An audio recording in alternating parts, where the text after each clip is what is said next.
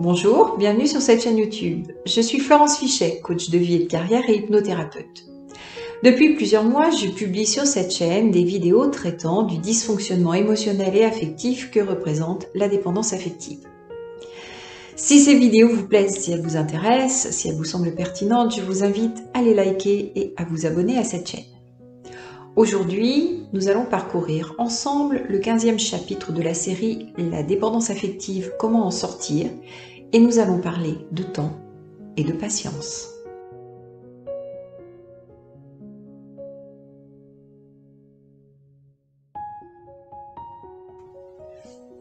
La première recommandation que je pourrais vous donner aujourd'hui est la suivante.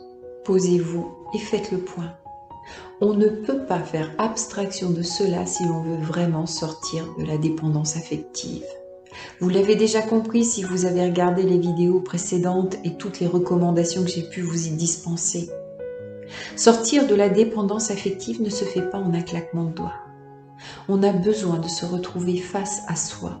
On a besoin à un moment donné de faire le point pour savoir où l'on en est à l'instant T. Ça nous permettra aussi de juger des progrès accomplis, du chemin parcouru quelque temps plus tard.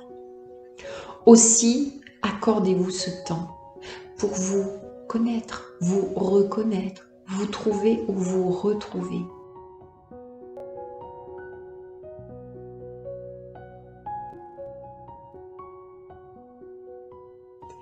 Le deuxième conseil que je pourrais vous donner aujourd'hui est le suivant.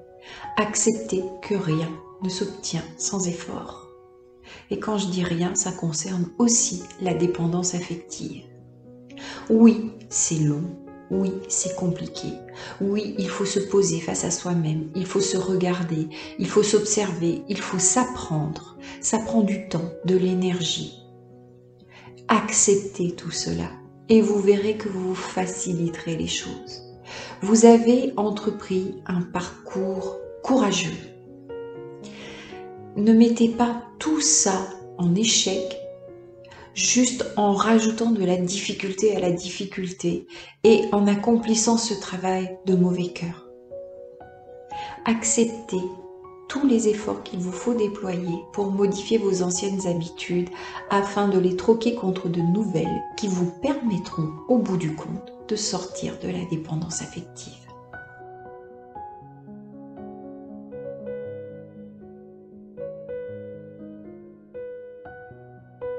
La troisième recommandation que je vais vous donner à présent concerne surtout la période qui peut exister entre deux relations. Et je dirais même qui doit exister entre deux relations, particulièrement quand on est dépendant affectif. Durant cette période, votre travail, vos efforts, votre temps doivent être consacrés au sevrage. Déjà, il est indispensable de se sevrer de la dernière personne avec laquelle on a entretenu une relation, de faire son deuil de cette relation et de couper les liens toxiques qu'on a pu entretenir avec cette personne. Et puis, d'une manière plus générale, cette période doit être consacrée à se sevrer des personnes, hommes ou femmes, avec lesquelles on entretient des relations amoureuses habituellement. Cette période doit vous être consacrée à vous-même. C'est à ce moment-là que vous allez chercher en vous ce que habituellement vous allez chercher dans les hommes ou les femmes que vous fréquentez. C'est à ce moment-là que vous devez vous nourrir vous-même, que vous devez apprendre à vous apporter vous-même ce qu'habituellement vous allez chercher dans une relation affective. C'est un passage indispensable si l'on veut réellement sortir de la dépendance affective. Une période de sevrage, tout simplement.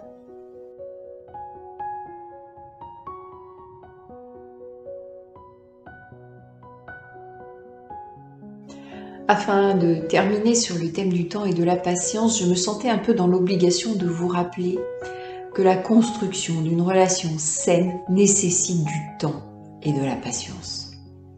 Aussi, si vous êtes dans une période de sevrage, si vous êtes dans cette période qui vous permet de travailler sur vous, si vous avez regardé, mis en application les recommandations que je dispense dans les vidéos que j'ai postées jusqu'à présent, alors vous aurez appris la patience. Et ce ne sera pas compliqué d'en faire preuve lorsque la prochaine relation se présentera à vous.